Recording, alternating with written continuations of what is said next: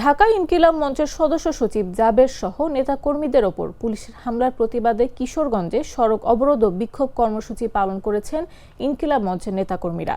শুক্রবার রাত 8:30টার দিকে শহরের ঐতিহাসিক শহীদী মসজিদের সামনে থেকে বিক্ষোভ মিছিল শুরু হয়। মিছিলটি বিভিন্ন সড়ক প্রদক্ষিণ করে কালীবাড়ি মোড় চত্বরে গিয়ে শেষ হয়।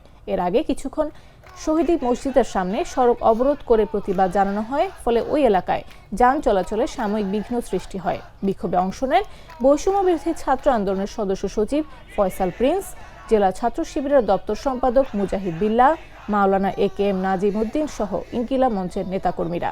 তারা হামলার ঘটনায় জড়িতদের দ্রুত শনাক্ত করে দৃষ্টান্তমূলক শাস্তি এবং হাদি হত্যার বিচার দাবি করেন। বক্তারা বলেন, মত প্রকাশের অধিকার ও গণতান্ত্রিক কর্মসূচিতে হামলা কোনোভাবেই মেনে নেওয়া যায় না। অবিলম্বে হামলাকারীদের আইনের আওতায় এনে বিচার নিশ্চিত করার দাবি জানান তারা।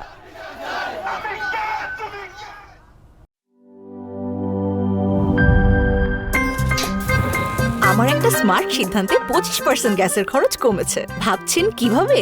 সাধারণ গ্যাস স্টোভ বদলে আমি এনেছি আরএফএল গ্যাস স্টোভ। এর সাইন্টিফিক নজল ও ব্রাস বার্নার ক্যাপ সমানভাবে তাপ ছড়িয়ে রান্না করে দ্রুত। তাই গ্যাসও বাঁচায় 25%, টাকাও বাঁচে 25%। আরএফএল গ্যাস স্টোভ নিরাপদ ও গ্যাস সাশ্রয়ী।